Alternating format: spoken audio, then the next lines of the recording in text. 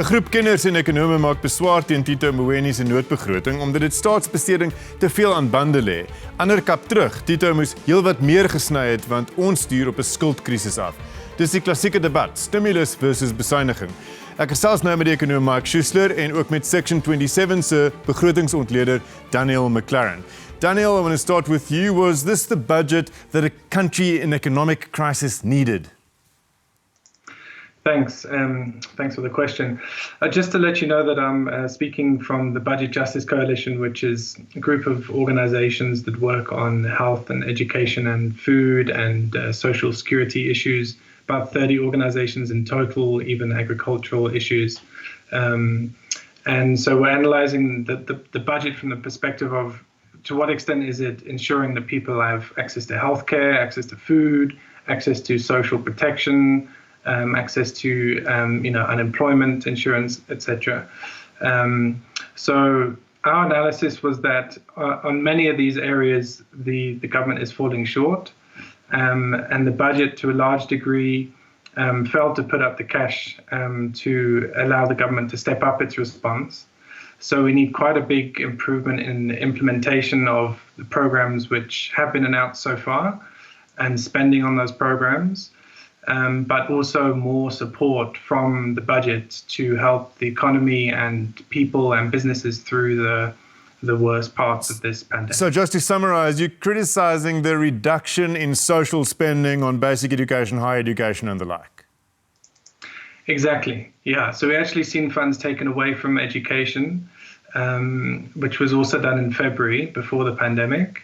We've seen a little bit of a top up to health, but really not that much. So there's quite a lot of uncertainty still about whether provinces in particular will be able to afford the huge cost of fighting the pandemic, such as contracting with the private hospitals when they need to.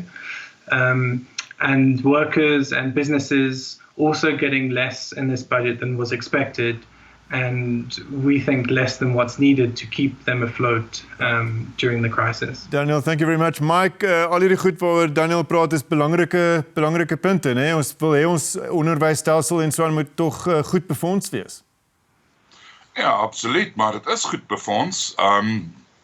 Op jou einde is Suid-Afrika een van die ontleikende markte wat die meeste spandeer van sy waarde, sy BBP, op onderwys. Gesondheid is ook nie te ver agter nie. En ek het net altyd die vraag, as ek nou 1 miljard meer spandeer, of 10 miljard, of 20 miljard, het ek dan iewers skielik meer dokters, of het ek meer verpleegsters? En dit is nie so nie. So baie keer gaan dit oor die effektiwiteit van spandering en wat ons het. En baie keer moet ons gaan klaarkom met wat ons het, want hierdie jaar byvoorbeeld, alhoewel ons nou nie al die geld in die wêreld het nie, geen land het dit nie, is 52% van ons totale begroting wat nie op skuld gespandeer word nie, eintlik skuld. Nuwe skuld wat ons maak. So belastings maak net 48% van die huidige regering se nie skuldspandering uit nie. So jy kan nie met meer as die helfte net nog meer en meer skuld maak nie. Dit gaan nie die hele situasie kan omdraai nie. Wat ons nodig het is 'n bietjie meer denke en effektiwiteit, veral in die staatsdiens, en ek dink ons moes al lankal hiermee begin het, want ons is besig om baie meer te spandeer. In die afgelope 12 jaar het ons elke jaar meer gespandeer as wat ons ingekry het in belastings. En ons belastings is reeds van die hoogste in die wêreld. Daniel, so we've been increasing state spending by about 4% in real terms every year for many, many years now. And the argument of critics like Mike is that this is not always translated in a better life for the vulnerable. Yeah, the quality of spending over the last, over the course of the 5th Democratic administration under Jacob Zuma got worse and worse. And we missed opportunities with some of that spending to improve, healthcare, education, etc. However, we've still arrived at this pandemic in a bad situation in terms of our economy, but not as bad as I think some people are painting. For example, if you look at the amount in the budget we spend on debt service costs, those are expected to reach about 22% because of the pandemic.